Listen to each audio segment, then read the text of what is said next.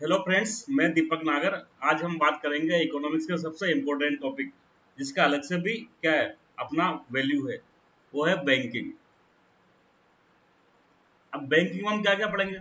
सबसे पहले हम जानेंगे कि बैंकिंग की हिस्ट्री क्या होती है, कब भारत में बैंकिंग सिस्टम का स्टार्टिंग हुई। उसके बाद जानेंगे कि बैंकिंग को फिर रेगुलेट कौन करता है, कौन कंट्रोल करेगा, कौन बैंक को लाइसेंस देगा। तो रिजर्व बैंक ऑफ इंडिया आ जाएगा। आरबीआई के क्या कार्य होते हैं, आरबीआई का इतिहास पढ़ेंगे। फिर हम पढ़ेंगे बैंकों का जो क्लासिफिकेशन होता है, बैंक कितने प्रकार के होते हैं, पब्लिक सेक्टर बैंक क्या होता है, कमर्शियल बैंक क्या होता है, कोऑपरेटिव बैंक क्या है, या फिर आई जो ऑल इंडिया फाइनेंस इंस्टीट्यूट होता है, जैसे कि नेशनल हाउसिंग बैंक, जैसे कि नाबार्ड। ये सब क्या होता है, इस सब के बारे में हम थोड़ा थोड़ा जानेंगे। और आगे हम चलेंगे तो फिर क्या जानेंगे, आगे लेटेस्ट में बैंकों का कुछ वर्गीकरण आया था, payment bank, small finance bank. इन सब के बारे में तो ओवरऑल बैंकिंग का मोटा मोटी, फिर बैंक में क्या रिफॉर्म किए गए भारत में बैंकिंग सेक्टर में। अभी अभी आप लोग देख रहे होंगे बैंकों का मर्जर चल रहा है। कई सारे बैंकों का आपस में मर्ज कर दिया ना, तो ये मर्जर क्यों कर रहे हैं, क्या कारण थे उसके, और है ना मर्ज का क्या क्या इम्पैक्ट हुआ, कौन कौन से बैंक किस किस में मर्जर हुए। इसके बाद कई सारी कमेटी बनी है आज दिन तक बैंकिंग के क्षेत्र में। और कोई नहीं तो एक कमेटी का नाम तो आप लोगों ने सुना ही होगा, बैंकिंग सेक्टर का भगवान जिसको कहते हैं, इस कमेटी को, उसका नाम बताओ। अभी लास्ट ईयर उनकी डेथ भी हुई थी। उनका नाम था नरसिम्हन। तो नरसिम्हन कमेटी बैंकिंग में भगवान है। जितने भी मॉडर्न बैंकिंग है ना, आफ्टर 1991, 1991 में जब जब मनमोहन सिंह जी ने रिफॉर्म किए थे, उसके बाद जो भी मॉडर्न बैंकिंग का स्ट्रक्चर डेवलप हुई ना, वो एम नरसिम्हन साहब की कमेटी बनाई थी। इस कमेटी ने जो जो सुझाव दिए, उसी सुझावों के आधार पर वर्तमान में बैंकिंग स्ट्रक्चर भारत में काम कर रही है। तो इस सबके बारे में थोड़ा थोड़ा जानेंगे। हम इससे पहले हम जानेंगे कि एक्चुअली बैंकिंग होता क्या है और बैंकिंग किसे कहते हैं। अब सबसे पहले तो आप ये कंफ्यूज मत करना, देखो दो शब्द होते हैं, बैंकिंग एक फाइनेंस। तो फाइनेंस वर्सेज बैंकिंग।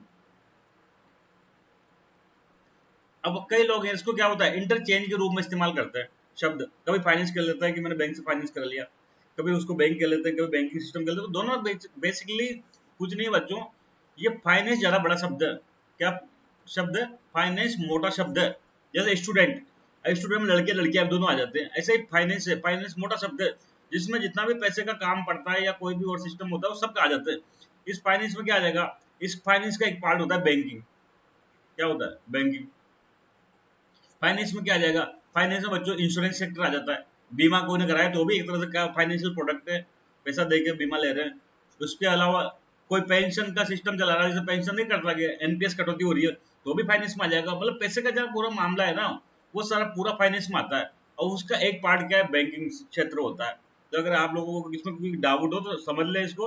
पेंशन में क्या आ जाएगा, मतलब फाइनेंस में क्या आ जाएगा, फाइनेंस में बैंकिंग भी आ जाएगी, फाइनेंस में इंश्योरेंस सेक्टर भी आ जाएगा, पेंशन भी आ जाएगी। अब कोई से आपसे पूछे कि फाइनेंशियल इंक्लूजन क्या होता है, तो केवल बैंक बैंक में खाता खुलाना, केवल बैंक में खाता खोलना फाइनेंशियल इंक्लूजन नहीं है। उसको क्या मिले, उसको पेंशन की सुविधा मिले, उसको क्या मिले, उसको है ना बीमा की सुविधाएं मिले, उसको लोन मिले। ये सब चीजें अगर एक साथ मिलती है तो उसको फाइनेंस कहते हैं।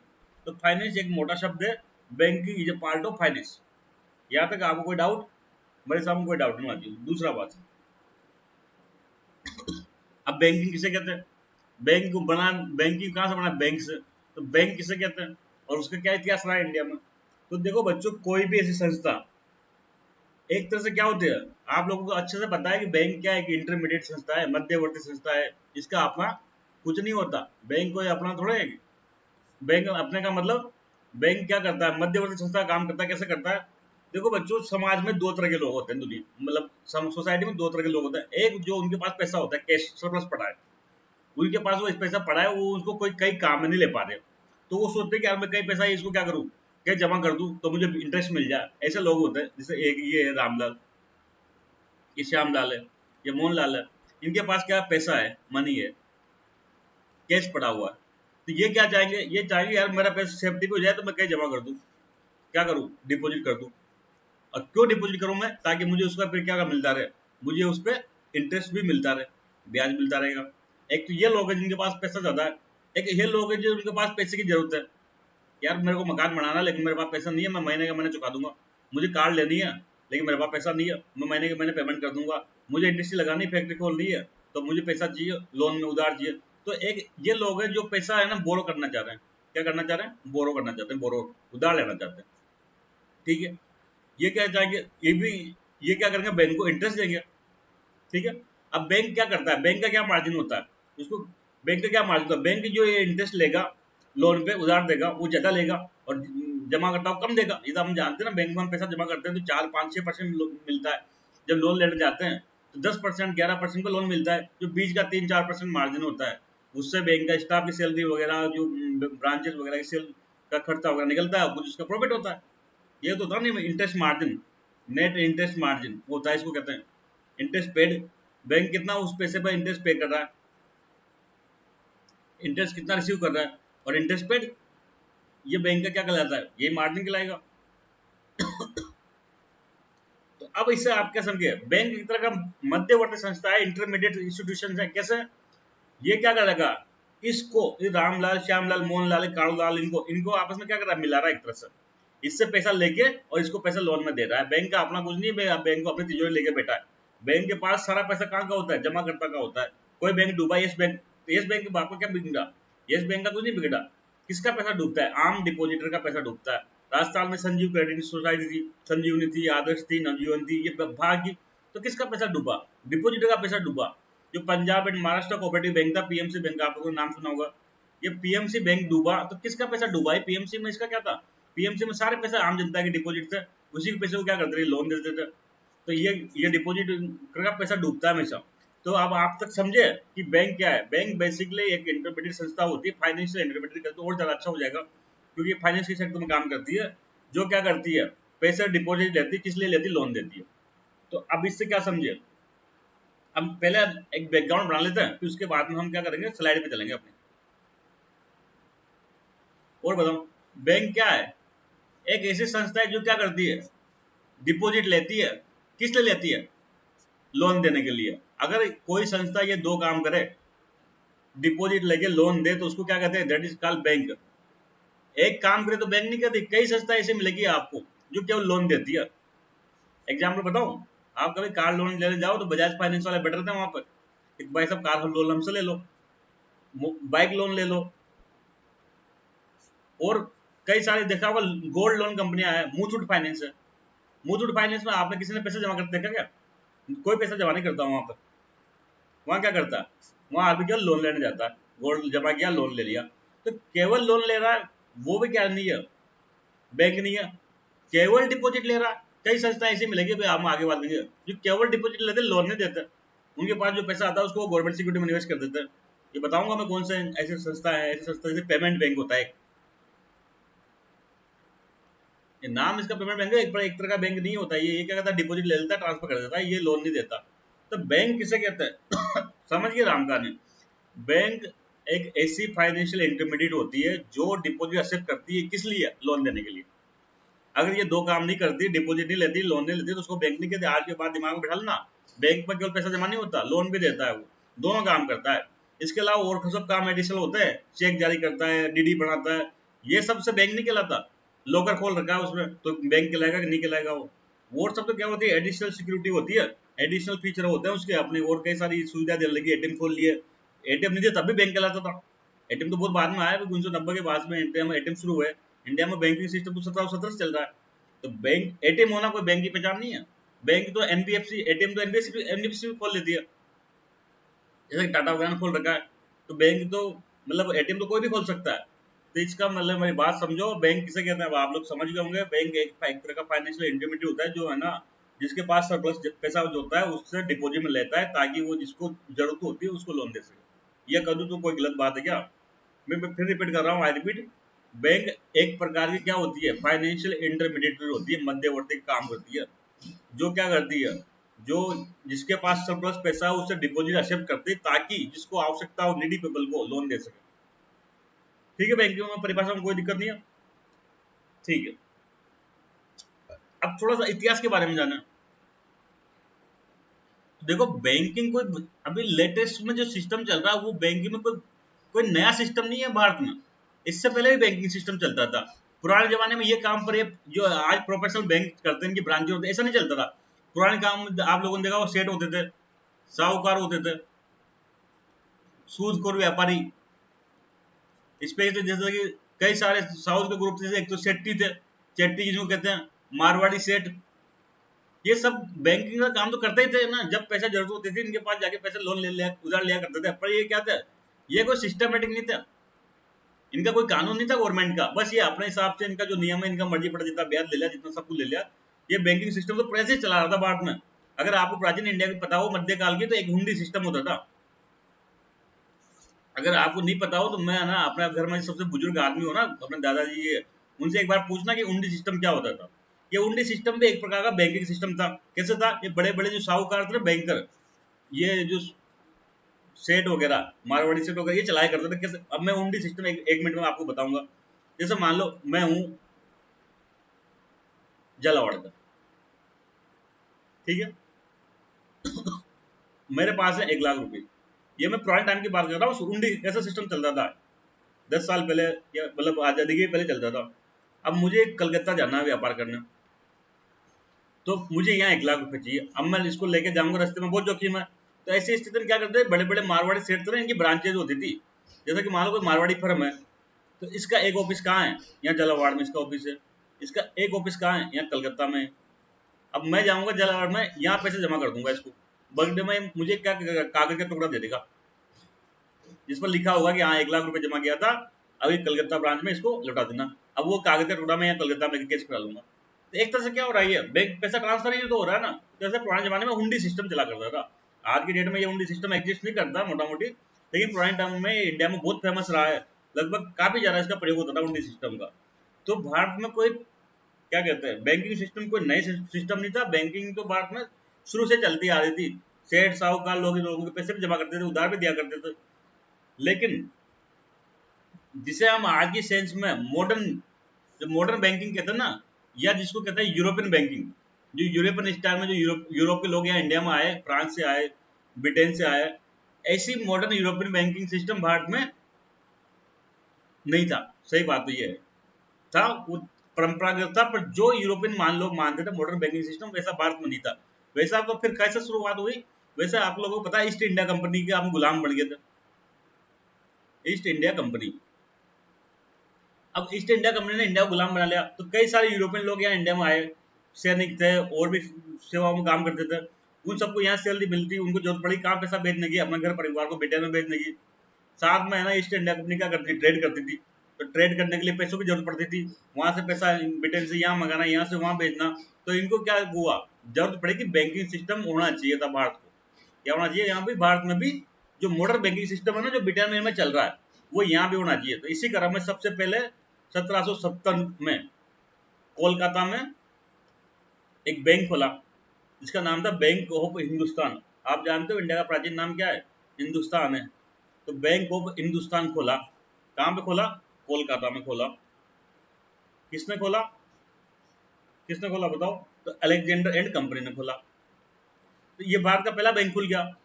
फिर ऐसे दूसरा बैंक खोला, फिर अवध नेशनल बैंक खोला, फिर और कई सारे पब्लिक सेक्टर जो आज आप लोग जानते हैं, जैसे कि पंजाब नेशनल बैंक हो रहा है, खुलते रहे। फिर स्टेट बैंकों की स्थापना हुई 1806 में। फिर 3 प्रेसिडेंसी बैंक की स्थापना हुई, फिर उनका मर्ज हो गया, एसबीआई बढ़ाया। फिर है ना 1935 में आरबीआई की स्थापना हुई। ऐसा करते सिस्टम चलता रहा। तो अब हम है ना, हम स्लाइड के माध्यम से इसको समझेंगे। मैंने आपको एक बैकग्राउंड के रूप में एक कंसेप्ट समझा दिया, बैंकिंग क्या होता है, कैसे डेवलप हुआ। ठीक है दोस्तों, तब हम आगे बढ़ेंगे, हमारी स्लाइड के माध्यम से अब सीखेंगे हम बैंकिंग सिस्टम। बैंकिंग डेफिनेशन किसे कहते हैं, तो बैंक क्या होता है, एक इंटरमीडिएट फाइनेंशियल इंस्टीट्यूशन है, मैंने बता दिया। डिपॉजिट लेता है, क्या किस लिए लेता है, लोन देने के लिए लेता है। कोई दिक्कत, जो मॉडर्न बैंकिंग सिस्टम कब स्टार्ट हुआ भारत में, भारत में बैंकिंग सिस्टम पहले से चला रहा था, लेकिन मॉडर्न सिस्टम कब से स्टार्ट हुआ, तो ब्रिटिशर्स के आगमन से हुआ। ये ब्रिटिश के लोग आए। और पहला बैंक कौन सा खुला था, मैंने बताया था 1770 में। कहाँ पे खुला था, बैंक ऑफ हिंदुस्तान में। जाहिर सी बात है, ये जब अंग्रेज शुरू में इंडिया में आए, तो इनका उद्देश्य क्या था, इंडिया से ट्रेड करना, पैसा लेके यूरोप में भेजना। ये कोई भारतीय सेवा करने तो आई नहीं। तो उसमें क्या आम आदमी बैंक खोलेगा, नहीं खोलेगा। जो शुरू में जितने भी बैंक खोले ना इंग्लिश ब्रिटिशर ने, वो ज्यादातर ब्रिटिशर लोग उनके ग्राहक होते थे, क्लाइंट होते थे।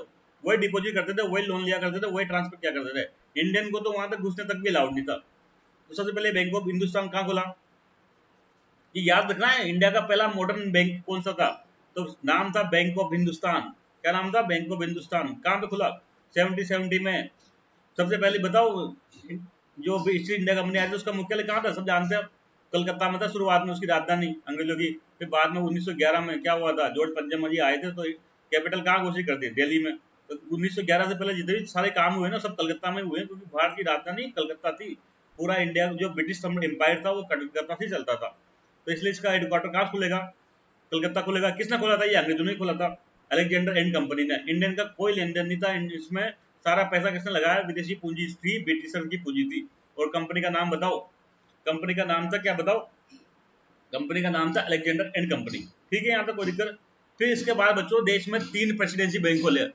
आप सबको पता है जब स्टार्ट में ब्रिटिश यहाँ आए थे तो 3 प्रेसिडेंसी मतलब 3 बड़े एरिया उनके कब्जे में थे। एक तो था मद्रास, जिसको आज चेन्नई कहते हैं, इसके अंदर में तमिलनाडु कर्नाटक वगैरह आते थे। दूसरा मुंबई, थर्ड, थर्ड बताओ, थर्ड कोलकाता था, या जिसको कई बार बंगाल भी कह सकते हैं। तो इन तीनों प्रेसिडेंसी क्षेत्रों में अपने अपने एक प्रेसिडेंसी बैंक खोले। कौन कौन से खोले, तो बैंक ऑफ बंगाल कहाँ खोला, सबसे पहले कहाँ खोला, कलकत्ता में 1806 में क्या खोला, बैंक ऑफ बंगाल खोला। फिर 1840 में क्या खोला, बैंक ऑफ मुंबई खोला, बैंक ऑफ, इसको पुराने जमाने में बॉम्बे कहते थे, बैंक ऑफ बॉम्बे। फिर यहाँ क्या खोला, 1843 में बैंक ऑफ मद्रास खोला। तो देखो बच्चों 3 प्रेसिडेंसी हुआ करती थी शुरू में, मतलब 3 बड़े क्षेत्र, जैसे आज प्रांत कहते हैं ना, उसको उस जमाने में प्रेसिडेंसी क्या करते थे। तो जैसे कि मद्रास प्रेसिडेंसी, उसके अंदर तमिलनाडु कर्नाटक के एरिया आते थे। मुंबई प्रेसिडेंसी मुंबई गुजरात गोवा वगैरह आते थे। कलकत्ता का जो प्रेसिडेंसी थी उसमें कलकत्ता बंगाल बिहार उड़ीसा ये आते थे। तो इन 3 प्रेसिडेंसियों में कहा 3 बैंक खोले प्रेसिडेंसी। कौन कौन से, bank of Madras, bank of Mumbai और बैंक ऑफ कलकत्ता। सबसे पहले कहाँ खोला था, बैंक ऑफ कलकत्ता खोला था 1806 में। फिर मुंबई में खोला 1840 में, बैंक ऑफ बॉम्बे। फिर मद्रास में खोला बैंक ऑफ मद्रास 1843 में। फिर बाद में क्या किया, ये इन तीनों को मिला के 1921 में क्या किया बताओ। हम क्या पढ़ रहे हैं अब आप समझ जाओगे। इनको मिला के 1921 में क्या बनाया, इनको तीनों को फिर क्या किया, मर्ज कर दिया कि भाई इंडिया एक हो गया, तो क्या जरूरत है अलग की। तो उसको क्या कहा, उसको कहा इंपीरियल बैंक ऑफ इंडिया। हम स्टेट बैंक ऑफ इंडिया की हिस्ट्री पढ़ रहे हैं, आप देखते समझ जाओगे। ठीक है, तो इन तीनों को 1921 में क्या कर दिया, 1921 में तीनों प्रेसिडेंसी बैंक को मर्ज कर दिया और क्या बनाया, इंपीरियल बैंक ऑफ इंडिया। भाई आजादी के पहले हम क्या गुलाम थे, तो हमारे जितने भी चीजें थी सबके आगे इंपीरियल लग जाया करता था, भाई साम्राज्य का पार्ट है एक तरह से। फिर बाद में क्या किया, आजादी होगी तो अब इंपीरियल की जरूरत ही नहीं है। अब ये क्या करें, अब सरकार के ने सोचा इसको कब्जा कर लेते हैं। तो 1955 में क्या किया गया, इसका राष्ट्रीयकरण किया गया, नेशनलाइजेशन, और क्या बनाया, बन गया एसबीआई, आमची एसबीआई। बन गया ना एसबीआई। एक बार और बता देते हैं, 3 प्रेसिडेंसी बैंक खोले, 3 प्रेसिडेंसी थी मोटा मोटी। सबसे पहले कोलकाता में थी, 1806 में यहाँ क्या खोला, प्रेसिडेंसी बैंक खोला कहाँ पे, कोलकाता में। फिर मुंबई में खोला 1840 में। फिर मद्रास में प्रेसिडेंसी बैंक खोला 1943, मतलब 1843 में। बाद में क्या किया, इन तीनों को मर्ज किया। कब किया बताओ, 1921 में। क्या बनाया, इंपीरियल बैंक ऑफ इंडिया कह दिया उसको, इंपीरियल बैंक ऑफ इंडिया। बाद में आजादी के बाद में 1955 में एक कमेटी बिठाई थी, गोरे वाला समिति। एक गोरे वाला समिति ने क्या किया, इसको कह दिया कि इसका राष्ट्रीयकरण कर दो। और राष्ट्रीयकरण करके इसका नाम क्या बदल दिया, इंपीरियल बैंक ऑफ इंडिया से क्या बन गया, स्टेट बैंक ऑफ इंडिया बन गया। देखो बच्चों राष्ट्रीयकरण का कुछ मतलब नहीं था, जब प्राइवेट कंपनी पे सरकार कब्जा कर लेती है तो उसको राष्ट्रीयकरण कहते हैं। जैसे अभी आईसीआई बैंक क्या है, प्राइवेट बैंक है। अब मोदी जी संसद में कानून लाके कहते हैं कि कल से आईसीआई बैंक क्या होगा, सरकारी होगा। तो उसको क्या मतलब, क्या है सरकार का राष्ट्रीयकरण, ये क्या होगा कि वो बेचने का उल्टा है। अभी कह रहे हैं सरकारी कंपनी बेच रहे हैं, इसमें क्या सरकारी प्राइवेट कंपनी को सरकारी बना रहे हैं। तो उसका क्या उल्टा, विनिवेश का उल्टा होता है ये। जब सरकारी कंपनी बेचते हैं तो उसको विनिवेश कहते हैं, जब प्राइवेट कंपनी को सरकारी मदद है तो उसको राष्ट्रीयकरण कहते हैं। तो आजादी के टाइम भी, उसके बाद भी, नेहरू जी के टाइम में, इंदिरा गांधी जी के टाइम पे बैंकों का और कई चीजों का राष्ट्रीयकरण हुआ, जिसमें क्या हुआ, प्राइवेट कंपनी से उस क्षेत्र लेके सरकार ने अपने कब्जे में कर लिया। जैसे एयर इंडिया, एयर इंडिया भी वापस टाटा को बेच दी, लेकिन एक जमाने में इसका आजादी के पहले इसका मालिक टाटा ही थे ओरिजिनल। टाटाओं ने स्थापना रही थी एयर इंडिया की। बाद में आजादी के बाद में ना वो जेआरडी टाटा के गवर्नमेंट ने कुछ की थी, तो सरकार ने क्या किया, इसका राष्ट्रीयकरण कर दिया, मतलब कब्जा ले लिया प्राइवेट सरकारी में। फिर वाकफर आगे का एंड में उसको 1-2 साल पहले आपको पता ही होगा, एयर इंडिया को किसी बेच दिया टाटा को वापस। तो ये तो है स्टेट बैंक ऑफ इंडिया का, स्टेट बैंक ऑफ इंडिया का ये क्या कहते हैं का इतिहास। अब इसको थोड़ा और आगे बता दीजिए क्या। अभी थोड़ा देर से पढ़ लेंगे, ठीक है। तो बताओ 1 जुलाई 55 को याद रखना डेट, 1 जुलाई 55 को क्या हुआ, 1 जुलाई 1955 को क्या हुआ, इसका स्टेट बैंक ऑफ इंडिया का गवर्नमेंट ने राष्ट्रीयकरण कर दिया, नेशनलाइजेशन कर दिया। किस कमेटी की सिफारिश पे, याद रखना चाहिए, गोरेवाला समिति की सिफारिश पे। और किसको क्या भी बदल दिया, इसको बदल दिया, एसबीआई नाम दे दिया गया, ठीक है। ये तो बन गया एसबीआई। इसके अलावा क्या बच्चे, कुछ कुछ छोटे छोटे बैंक भी थे, जैसे कि क्या हुआ, state bank of Bikaner, state bank of Jaipur, ये आप जानते हो ना, एसबीआई के सहयोगी बैंक थे। इनको क्या किया, 1958-59 में इनका भी राष्ट्रीयकरण किया गया और इनको कहाँ टिका दिया, इनको प्लस एसबीआई के एसोसिएट बैंक के अलग के दिया, एसोसिएट बैंक में चेंज कर दिया। ऐसे टोटल 8 बैंक थे, आपको सुना होगा, राजस्थान वाले सब जानते हैं। एक जमाने में क्या होता था, state bank of Bikaner and Jaipur, state bank of Travancore, state bank of Mysore, state bank of Patiala, state bank of Saurashtra, state bank of Hyderabad, state bank of Indore, ऐसे एसबीआई तो था इससे। उसके ये 8 बैंकों पर कब्जा करके उनको सहयोगी का दर्जा दे दिया, क्योंकि इनका जो मालिक भी बेसिकली एसबीआई था, ज्यादातर इनका शेयर होल्डिंग एसबीआई की पास ही थी। तो यहाँ तक आपको कोई दिक्कत है क्या, स्टेट बैंक ऑफ इंडिया के उसमें एसबीआई बन गया, उसके बाद ये इसके क्या बन गए, सहयोगी बैंक बन के, कितने थे, 8 थे। बाद में क्या हुआ, state bank of Bikaner and Jaipur, ये दो अलग अलग थे, इन दोनों को एक कर दिया, तो कितने बच गए थे, 7 बच गए थे। फिर बाद में हमने उल्टा शुरू किया, गलती गिनती 2008 से इनको मर्ज करना शुरू कर दिया स्टेट बैंक में। तो आटो के आटो क्या क्यों है, स्टेट बैंक में मर्ज हो गया, आगे डेट में एसोसिएट बैंक आप लोगों ने देखा ही है, सब दुकान हट गई होंगी, बोर्ड हट गया, ठीक है। तो पहला बैंक कौन सा था अपना, बता रहा हूँ, भूल मत जाना, इलाहाबाद बैंक। फिर कुछ दिन तक माहौल ठंडा पड़ा रहा, फिर क्या हुआ, एक नया बैंक बना। और जो पुराने बैंक थे ना, उनमें क्या था, सब मैंने बताया था, वो फॉरेन पूंजी थी, ब्रिटिशर की पूंजी से बने थे, इंडियन का कोई रोल नहीं था। लेकिन धीरे धीरे क्या हुआ, उनके साथ साथ कुछ इंडियन भी आगे बढ़े बिजनेस में। तो उनको भी लगा कि यार जब हम भी बिजनेस कर रहे हैं तो हमको भी तो कुछ पैसे की आवश्यकता है, बिजनेस के लिए पैसा चाहिए, पैसे के लिए बैंक चाहिए। तो क्या ना करो कि हम भी कुछ ना कुछ बैंकिंग क्षेत्र में आगे बढ़ते हैं। तो फिर क्या हुआ, 1865 में क्या खुला, इलाहाबाद बैंक खोला। कौन सा बैंक, इलाहाबाद बैंक खोला, जिसको क्या कहते हैं, भारत का फर्स्ट ज्वाइंट स्टॉक बैंक था। ये याद रखना चाहिए, इंडिया का फर्स्ट ज्वाइंट स्टॉक बैंक कौन सा था, मतलब एक तरह से जिसके शेयर बाजार में जारी किए गए थे। तो भारत का क्या था, ये फर्स्ट वाणिज्यिक बैंक भी था, क्या था, भारत का पहला कमर्शियल बैंक यही था। वो प्राइवेट तो था, वो तो इंडिविजुअल बैंक काम कर रहा था। तो ये दो चीजें आपके इलाहाबाद बैंक के याद रखना चाहिए कि इंडिया का first joint stock bank, Bharat का फर्स्ट कमर्शियल बैंक कौन सा था, तो ये था इलाहाबाद बैंक था। इसके बाद फिर बच्चों 1875 में ये बन गया, 1881 में क्या बना, Awadh national bank, Awadh national bank, ये बहुत फेमस है, आपको इसको याद रखना पड़ेगा, रटना। 1881 में अवध नेशनल बैंक बना। अवध आप जानते हो, जो ये लखनऊ अयोध्या के आसपास का क्षेत्र है उसको अवध कहते थे। तो अवध इसका हेडक्वार्टर कहाँ था, ये फैजाबाद में था, जिसको आजकल ये क्या कहते हैं, अयोध्या का जिला। ये फैजाबाद में अवध नेशनल बैंक को लगाया 1881 में। ये क्या था, इसमें क्या था, इसमें कुछ इंडियन ने भी काम करना शुरू कर दिया था। तो इंडियन की भागीदारी वाला पहला बैंक कौन सा था, वो था अवध नेशनल बैंक। पर हालांकि ये पार्शियल था, पूरा इंडियन मालिक नहीं थे इसके, भारतीयों द्वारा संचालित फर्स्ट बैंक था। इसका जो जानते हो ना, कुछ भी संस्था चलाने के लिए कुछ बोर्ड ऑफ डायरेक्टर चाहिए, तो उसमें कुछ इंडियन भी शामिल थे। इसलिए अगर भारतीय द्वारा संचालित पहला बैंक कौन सा है, तो वो कहेंगे अवध नेशनल बैंक। पर ये पूर्णतः नहीं था, ये क्या था, पार्शली था, कुछ इंडियन शामिल थे, बाकी गोरे थे। फिर बाद में 1894 में क्या बना, Punjab national bank. Punjab national bank basically Lahore के आसपास बनाया था, और लाला लाजपत राय की बड़ी भूमिका थी इसमें। किसकी थी, लाला लाजपत राय की। ये भारत का पहला क्या कहलाता है, पहला इंडियन बैंक कहलाता है, क्योंकि इसके 100% मालिक कौन थे, इंडियन ही थे। इसमें गोरों का कोई काम नहीं था, सारा मालिक कौन था, इंडियन था। तो अगर आपसे पूछे पहला बैंक, तो बैंक ऑफ हिंदुस्तान। आपसे पूछे कि पहला बैंक जिसमें इंडियन की भी पार्टनरशिप थी, मतलब इंडियन ने भी शामिल हुआ, तो अवध नेशनल बैंक। और आप कहे कि इंडियन का फर्स्ट बैंक जो इंडिया का, इंडियन का 100% ओनरशिप थी, तो वो फिर हो जाएगा पंजाब नेशनल बैंक, लाहौर में खुला था। तो इसी क्रम में कई सारे बैंक खुले गए, हर बैंक याद करने की जरूरत नहीं है। 1906 में कौन सा बैंक खुला, बैंक ऑफ इंडिया, आज भी चलता है। फिर बैंक ऑफ बड़ौदा खुला, आज भी चलता है 1909 में। अभी जितना भी बैंक आप सरकारी देखते हो ना, सब आजादी के पहले ही से कई बैंक है, नया बैंक नहीं है सरकारी एक भी।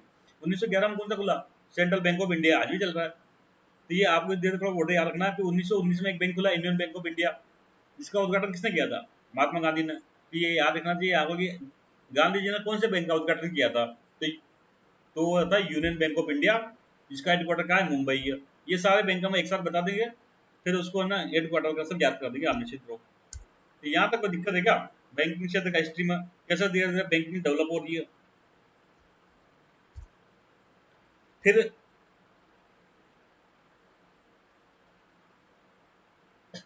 फिर क्या हुआ, देखो बैंक तो खुलते जा रहे थे, ये बैंक वन देखा ना आपने, देख रहे कितने सारे बैंक खुल गए, दो खुल गया, तीसरा खुल गया। पर ये क्या करते थे कि इनमें से ज्यादा बैंक बंद भी हो जाया करते थे, क्योंकि कई रूल एंड रेगुलेशन नहीं थे। इन बैंकों पर ज्यादा गवर्नमेंट के रूल एंड रेगुलेशन नहीं थे, नहीं इनका कोई कंट्रोल था। ये क्या करते थे, दिवालिया बहुत होते थे, क्योंकि सरकार का नियम कंट्रोल इन पर कुछ नहीं था। जिसने मन चाहे बैंक लाइसेंस की भी जरूरत थी, बैंक खोल लिया, जब चाहे बंद कर दिया, तो उससे क्या जमा करता नुकसान होगा। तो फिर सरकार ने क्या किया, अंग्रेजों ने सोचा कि यार क्या किया जाए इसके इलाज। तो एक हिल्टन यंग कमीशन बनाया, इसका नाम याद होना चाहिए बच्चों, बहुत इंपॉर्टेंट है, हिल्टन यंग कमीशन। क्या नाम बना, हिल्टन यंग कमीशन बनाया 1926 में। इसने कहा कि आप सुझाव दो कि कैसे किया जाए। तो इसने कहा कि यार इस सब बैंकों को कंट्रोल करने के लिए कौन बनाओ, आरबीआई की स्थापना कर दो। भाई सब बैंकों को कंट्रोल करने के लिए क्या करो, एक सेंट्रल बैंक की स्थापना कर दो, जहां जाके बैंक लाइसेंस ले, उन बैंकों के लिए नियम कायदे बनाए, सब उससे बैंक से पूछ पूछ के करे। तो इसी की सिफारिश पे क्या हुआ, आरबीआई एक्ट आरबीआई एक्ट 1934 पास किया गया संसद में। क्या हुआ, आरबीआई 1934 था, उसको पास करके 1 अप्रैल 1935 से क्या बना दिया गया, आरबीआई की स्थापना कर दी गई। ये आरबीआई की स्थापना है। फिर बाद में इसको क्या करेंगे, आजादी के बाद 1 जनवरी 1999 को 49 को इसका राष्ट्रीयकरण कर देंगे, इसका राष्ट्रीयकरण कर देंगे, उसको आरबीआई नाम दे देंगे। तो यहाँ तो कोई दिक्कत। 1926 में क्या बनाया बताओ, हिल्टन यंग कमीशन, जिसका दूसरा नाम क्या था, कमीशन, रॉयल कमीशन भी कहते हैं इसको। रॉयल क्यों, क्योंकि वहाँ ब्रिटेन के राजा की तरफ से अपॉइंट होता था। इसने क्या किया कि आरबीआई की स्थापना की जाए ताकि वो बैंक को कंट्रोल किया जा सके। तो इसी के अनुपालना में क्या हुआ, एक कानून बनाया। कौन सा कानून बनाया बताओ, आरबीआई एक्ट 1934। ठीक है, इसमें क्या क्या बताया, इसमें आरबीआई की स्ट्रक्चर क्या होगी, आरबीआई की पावर क्या होगी, आरबीआई की ड्यूटी क्या होगी, सब बताया। और क्या स्थापना हुआ 1 अप्रैल 1935 में। कब स्थापना हुई आरबीआई की, 1 अप्रैल 1935 से। फिर आजादी के बाद क्या किया, इसकी स्थापना शुरुआत में कितने थी, 5 करोड़ पूंजी लगाई गई थी इसमें। भाई कोई भी संस्था खोलेंगे तो उसको ऑफिस खोलना पड़ेगा, उसमें बिजली का बिल आएगा, सब आएगा, तो पैसा चाहिए ना। तो 5 करोड़ रुपए इसको इनिशियल पूंजी दी गई। ये पूंजी कहाँ से दी गई थी, ये प्राइवेट सेक्टर ने दी थी, मतलब एक तरह से प्राइवेट बैंक था उस टाइम भी है। फिर बाद में गवर्नमेंट ने क्या किया आजादी के बाद इसको, कि यार इतना बड़ा संस्था जो पूरे देश के बैंकिंग को कंट्रोल कर रहा है, वो प्राइवेट सेक्टर के हाथों में ऐसा नहीं चलेगा, सरकार के कब्जे में होना चाहिए। तो सरकार ने क्या किया, 1 जनवरी 1949 को राष्ट्रीयकरण कर दिया। यहाँ तक कोई दिक्कत नहीं है। फिर आरबीआई की स्थापना होगी, लेकिन फिर भी इसके पास थोड़ी क्या कमजोर था, ये बॉडी बिल्डर नहीं था। फिर इसको क्या कसरत कराओ, इसको क्या और पावर दो। तो एक अलग से कानून बनाया, बैंकिंग रेगुलेशन एक्ट। ये मरा दुबला था, बन तो गया था कानून से, लेकिन क्या था इसके पास पावर नहीं थी बैंक के पास में ज्यादा। तो एक बैंकिंग आजादी के बाद ही क्या किया, एक बैंकिंग रेगुलेशन एक्ट 1949 बनाया।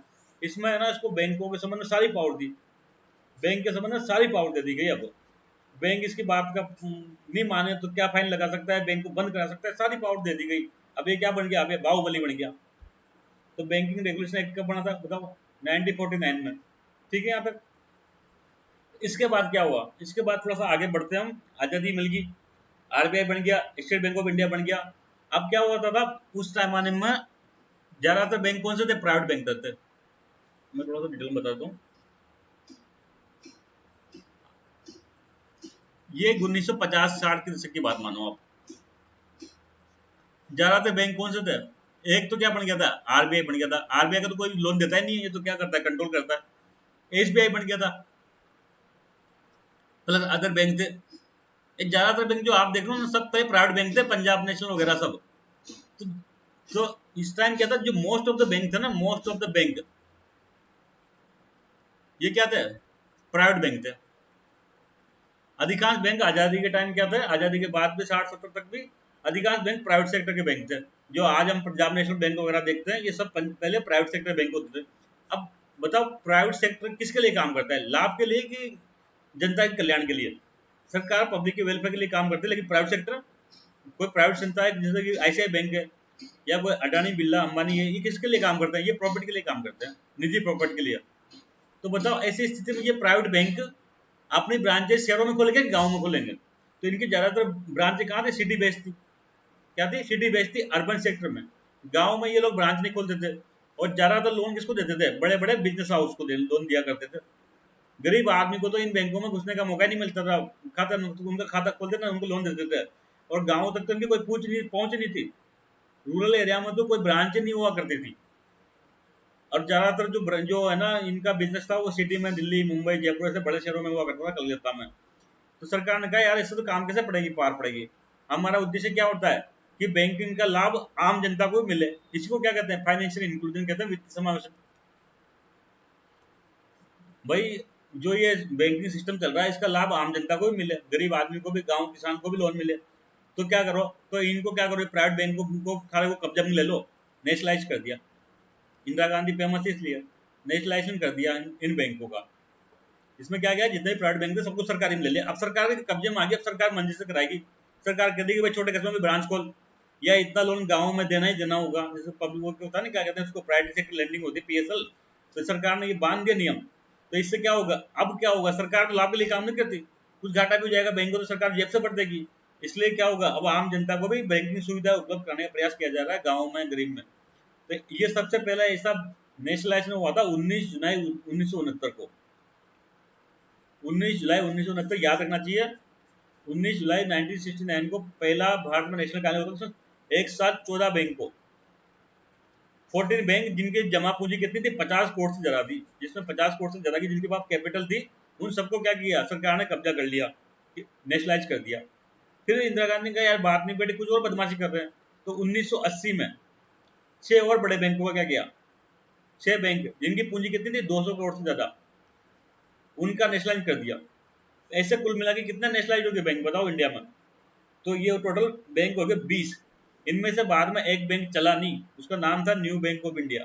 क्या नाम था, 1980 में मर्ज तो कर दिया, सरकारीकरण तो कर दिया, लेकिन ये न्यू बैंक ऑफ इंडिया नहीं चला। तो इसको क्या किया, इसको मिला दिया PNB में। तो बताओ 90 के आसपास में कुल कितना बैंक बच गया, राष्ट्रीयकरण कितने बैंक हो गए, तो 19 बैंक हो गए। फिर बाद में अब सरकार इसको मर्ज कर रही है, मर्ज करते करते कम हो रहे हैं, तो आज की डेट में कितने राष्ट्रीय बैंक रह गया, 12 ही बैंक रह गया।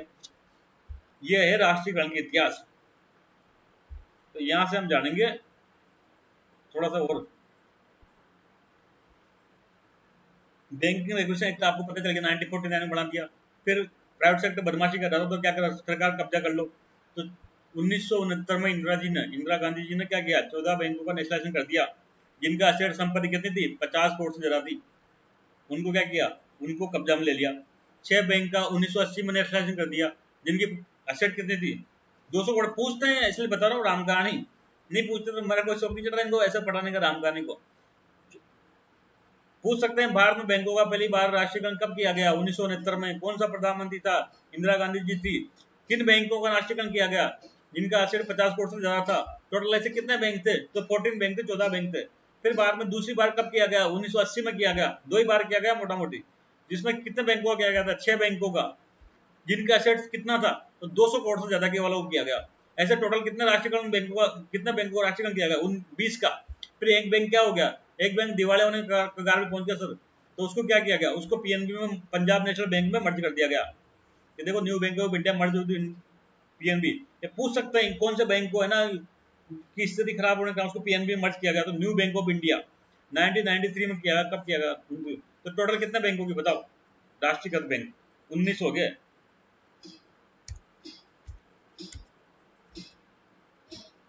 फिर अब यहाँ तक मोटा मोटी तो आप देखोगे, तो मैं इस तरह से बता दूंगा आपको।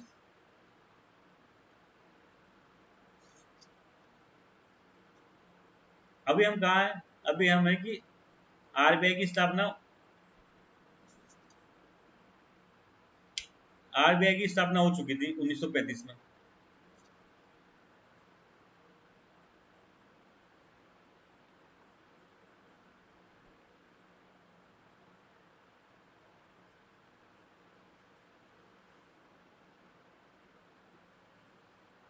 अभी हम कहाँ बताओ, 1935 में RBI की स्थापना होगी।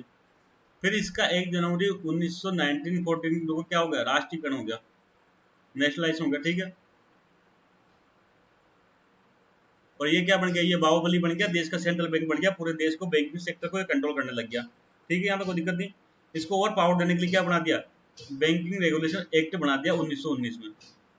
फिर हमने देखा कि हमने क्या किया था, SBI बनाया 1955 में। फिर इसमें क्या हुआ, इसके 8 सहयोगी बने थे 58-59 में। फिर 8 में से क्या हुआ था, 2 बैंक को मर्ज कर दिया था, स्टेट बैंक ऑफ बीकानेर को अलग, स्टेट बैंक ऑफ जयपुर, ये 2 अलग अलग थे। एक जमाने में 1960 के आसपास में, तो इन दोनों को मर्ज कर दिया, तो फिर एंड में क्या स्थिति बच गई, 1970 के आसपास क्या होता है, एसबीआई प्लस 7 उसके सहयोगी बैंक बच गए थे। ठीक है, यहाँ तक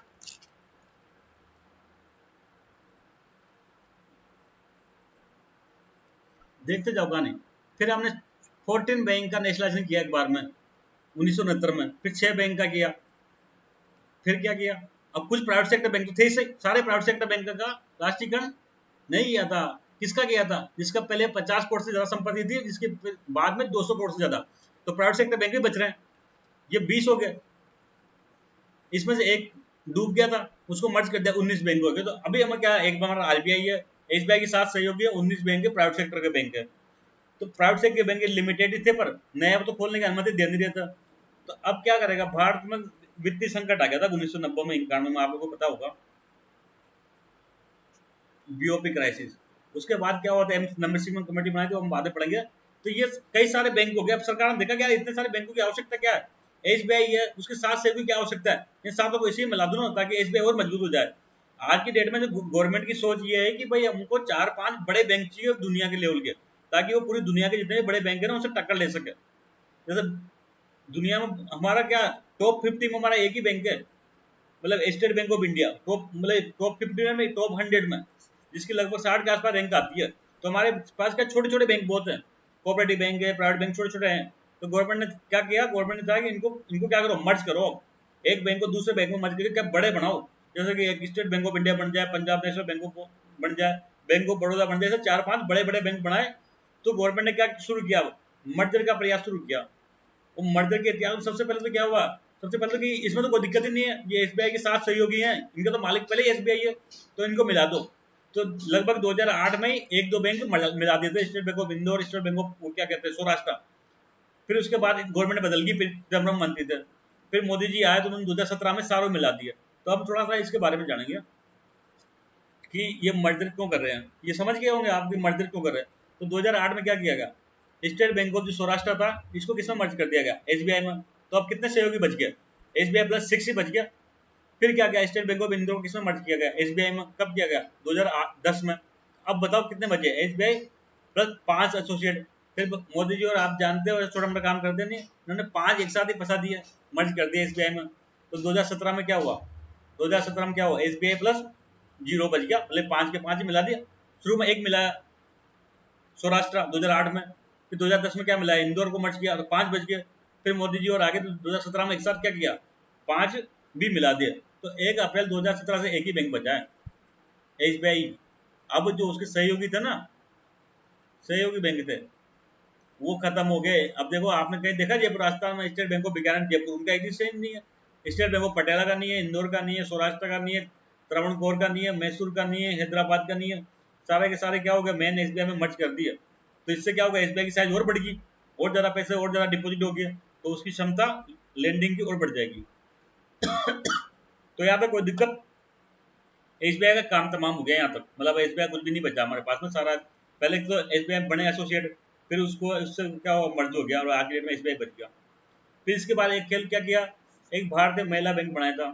अब आप लोग जानते हो भारत में एक संकट है, यहाँ के नेता लोग क्या शॉर्ट साइटेड होते हैं, जो चीज कोई समस्या आती है तो उसको उसी टाइम समाधान करने का प्रयास करते हैं, कोई उसको क्या करते हैं, लिपापोती करके। आप सब लोगों को पता है 2012 के आसपास क्या हुआ था, एक निर्भया केस हुआ था दिल्ली में, अगर आप लोगों को पता होगा तो। काफी बड़े लेवल पर आंदोलन हुए थे, गैंग रेप का मामला था, स्कूल उसमें बस में 4-5 लोग उसमें शामिल थे। बहुत पूरे इंडिया लेवल पर बहुत बड़ा प्रोटेस्ट हुआ था। तो महिलाओं को शांत करने के लिए क्या किया, चिदम्बरम जी ने अगले साल क्या कर दिया, अलग से महिलाओं के लिए एक बैंक बनाया जाएगा, भारतीय महिला बैंक। अरे ऐसा बैंक चलेगा कैसे, पूरे देश में पहले इतना बैंक हो रखे, तुमने एक नया बैंक खोल दिया, उसकी कहाँ का ब्रांचें खोलोगे, कितनी सी ब्रांचें होगी, उसकी कितनी क्षमता होगी, 1,000 करोड़ रुपए टिका गया, नया बैंक खोल लो, बीएनबी बैंक। तो ये क्या किया, 2013 में नया बैंक खोल दिया, पर इसके धंधे में बरकत होनी नहीं थी। इसका हेडक्वार्टर कहाँ रखा था, नई दिल्ली में रखा था। तो फिर क्या किया, इसको वापस 2017 में क्या किया गया, जब इस सहयोगी के साथ किसमें मिला दिया, एसबीआई में मिला दिया। तो एक हमने क्या जाना, भारतीय महिला बैंक बहुत लंबे शॉर्ट टाइम के लिए जिया, 4 साल के लिए जिंदा रह पाया, 2013 में तो बना बेचारा। फिर क्या किया, 2017 में उसको वापस से क्या मिला कर दिया, मर्ज कर दिया स्टेट बैंक ऑफ इंडिया में, यहाँ पे हो गया। फिर 2018 में आगे बढ़े, तो एक बहुत बड़ा बैंक है, बैंक ऑफ बड़ौदा। दो छोटे बैंक थे, पब्लिक सेक्टर बैंक थे, वो जो नेशनलाइज किए थे ना, उनमें से थे विजया बैंक, पहले देखा होगा ना आप लोगों ने, कई जगह बोर्ड देखे होंगे इनके, अब तो नहीं दिखते। विजया बैंक और देना बैंक, इन विजया बैंक और देना बैंक को कहाँ में फंसा दिया, वो बैंक को बड़ौदा में फंसा दिया। तो देखो धीरे धीरे नेशनलाइज बैंक कम होते जा रहे हैं, पहले ये पूरा निपटा दिया, फिर ये महिला बैंक को मर्ज कर दिया, ये दो बैंक यहाँ कम हो गए, विजया बैंक और देना बैंक। हुए नहीं हो बताओ, हो गए। फिर बाद में 2020 में क्या किया, 2020 में भी सरकार ने क्या किया, एक मेगा मर्जर लेके प्लान लेके आए, 10 बैंकों को आपस में मिला दिया, और मतलब 4 बैंक ही बच गए इनमें से, 10 बैंकों को आपस में मर्ज कर दिया, जो मेन 4 बैंक में एक तरह से 6 बैंकों को मर्ज कर दिया। ये इंपोर्टेंट है, लेटेस्ट में 2020 में यही हुआ है। कौन कौन से बैंक को कहाँ कहाँ मर्ज किया, तो सबसे पहले तो ये एक बैंक हुआ करता था oriental bank of commerce, OBC. एक होता था United bank of India, oriental bank of commerce. United bank of India को किसने मर्ज किया, तो पंजाब नेशनल बैंक में किया। सिंडिकेट बैंकों को करता था, मैं जॉब करता था once upon a time Bangalore में 2011 में, इस सिंडिकेट बैंक में। एक कुत्ते का, इसका लोगो देखा होगा ना आपने, तो कुत्ते का फोटो बना रहता है। इसको क्या कर दिया, केनरा बैंक में मर्ज कर दिया। आंध्रा एंड कॉर्पोरेशन बैंक को किसमें किया, तो यूनियन बैंक ऑफ इंडिया में कर दिया। इलाहाबाद बैंक को किसने किया, इंडियन बैंक को कर दिया। तो देखो 1 2 3 4 5, 1 2 3 4 5 6 बैंक और कम हो गए।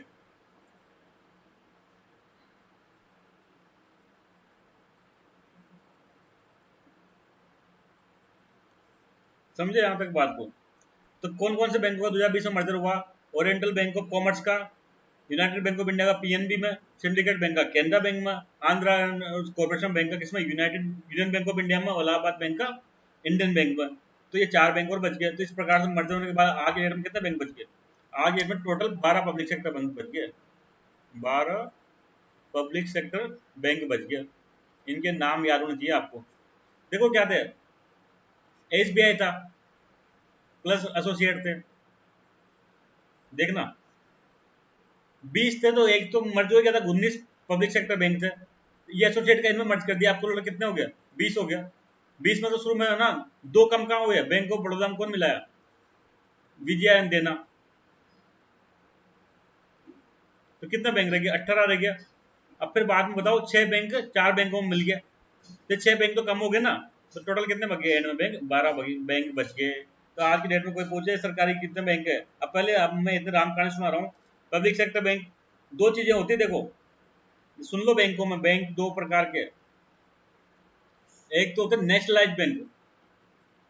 क्या होता है, नेशनलाइज बैंक, नेशनलाइज बैंक उन बैंकों को कहते हैं जिनका इंदिरा गांधी जी ने नेशनलाइजेशन किया था 1969 में। किसको किया था, सरकार सरकार से कब्जा करके 14 बैंकों का, 1980 में किया था 6 का, दोनों को मिला के 20, एक माइनस कर दो, new bank of India, total कितना हो गया था, 19 बैंक मर्ज कर देते। इसमें से क्या हुआ था, इसमें तो 2 को बाद में बैंक ऑफ बड़ौदा में मिला दिया, तो 17 रह गया, बाद में 6 को और उसमें मिला दी 4 बैंकों में, तो टोटल 11 बैंक रह गए। लेकिन एक होता है public sector bank, PSB. Public sector bank का मतलब होता है सरकारी बैंक, जहां पर गवर्नमेंट की हिस्सेदारी कोई भी कंपनी में, कोई भी बैंक में 51% से अधिक गवर्नमेंट मालिक है, उसको क्या कहते हैं, पब्लिक सेक्टर कहते हैं।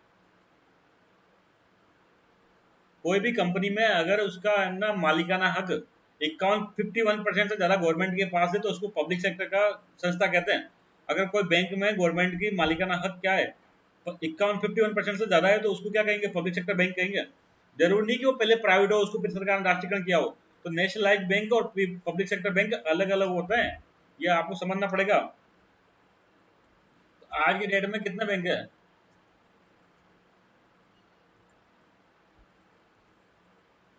टोटल 12 पब्लिक सेक्टर बैंक बच गए, नेशनलाइज बैंक नहीं कह रहा मैं। कौन कौन से बैंक, फेमस फेमस याद रख लो, SBI, state bank of India, सबको पता है इसका हेडक्वार्टर कहाँ है, इसका हेडक्वार्टर मुंबई में, एसबीआई का हेडक्वार्टर कहाँ है, मुंबई में। दूसरा सेकंड सबसे बड़ा बैंक पंजाब नेशनल बैंक, जिसका हेडक्वार्टर दिल्ली में। थर्ड बैंक ऑफ बड़ौदा, ये 3 सबसे लार्जेस्ट पब्लिक सेक्टर बैंक है इंडिया में, state bank of India, Punjab national bank of India और बैंक ऑफ बड़ौदा। इसका हेडक्वार्टर कहाँ है, मुंबई में। आपको ये ध्यान रखना चाहिए इनका हेडक्वार्टर मोटा मोटी, एसबीआई का मुंबई में, पंजाब नेशनल बैंक ऊपर की तरफ है, नॉर्थ की तरफ पंजाब के पास दिल्ली है, तो दिल्ली में headquarter. Bank of Baroda, Baroda के गुजरात के पास मुंबई है, तो वहाँ मुंबई में headquarter. Canara bank, Canara bank basically south Indian based bank है, इसका जो हेडक्वार्टर कहाँ है, बेंगलोर में। बैंक ऑफ इंडिया का हेडक्वार्टर कहाँ है, मुंबई में। बैंक ऑफ महाराष्ट्र, महाराष्ट्र का बहुत बड़ा बैंक है, इसका हेडक्वार्टर पुणे में। सेंट्रल बैंक ऑफ इंडिया का हेडक्वार्टर कहाँ, मुंबई में। इंडियन बैंक का कहाँ है, ये भी साउथ इंडियन बेस्ड बैंक है, चेन्नई में। इंडियन ओवरसीज बैंक का भी चेन्नई में। पंजाब एंड सिंध बैंक का, पीएसबी का दिल्ली में है, यूनियन बैंक ऑफ इंडिया का कहाँ है, मुंबई में है, और यूको बैंक का कहाँ है, कलकत्ता में है। यूको बैंक की ज्यादातर ब्रांचें भी कहाँ, ईस्ट में है।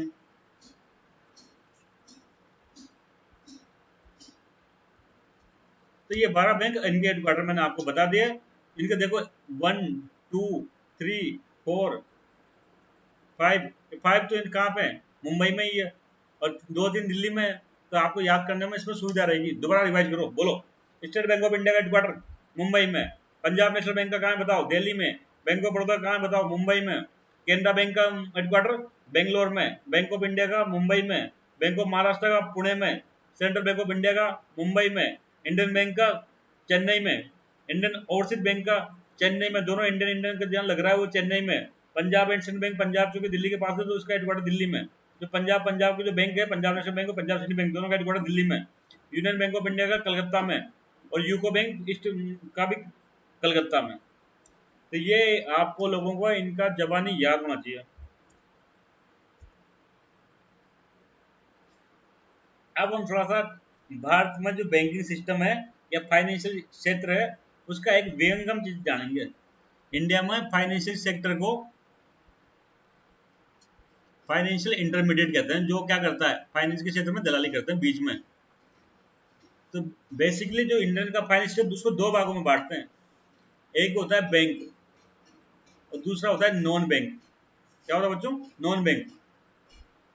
तो ये क्या हो गया सर, बैंक नहीं है तो नॉन बैंक कैसा? बच्चों ये भी फाइनेंस क्षेत्र में काम करते हैं पर इनके पास बैंक का लाइसेंस नहीं होता।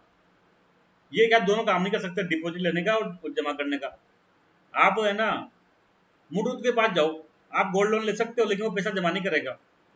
तो ये ऐसी संस्थाएं होती है जो फाइनेंस के सेक्टर में काम करते हैं लेकिन इनके पास बैंक का लाइसेंस नहीं होता। ये ना तो ये डिपॉजिट लेके लोन नहीं दे सकता। ये एक काम कर सकता है, तो डिपॉजिट ले सकता है या लोन दे सकता है, लेकिन ये दोनों काम नहीं करेंगे। तो ऐसे ऐसी कंपनियां भी है जैसे कि हाउसिंग फाइनेंस में DHFL, Dewan housing and finance limited. ऐसे कई सारी संस्थाएं हैं, म्यूचुअल फंड वगैरह है, जो क्या करते हैं, जो दोनों काम नहीं करते हैं, ना तो बैंक का काम करते हैं, ना तो डिपॉजिट का काम करते हैं, ना लोन का काम करते हैं, केवल एक ही काम करते हैं। उनको क्या कहते हैं, नॉन बैंक कहते हैं। आगे इनके बारे में डिटेल में जानेंगे। तो ये काम महत्वपूर्ण, सबसे महत्वपूर्ण चीज क्या होगी, बैंक हो गया। तो बच्चों बैंक होते हैं दो प्रकार के। कौन कौन से प्रकार के बताओ? बैंक होते हैं दो प्रकार के।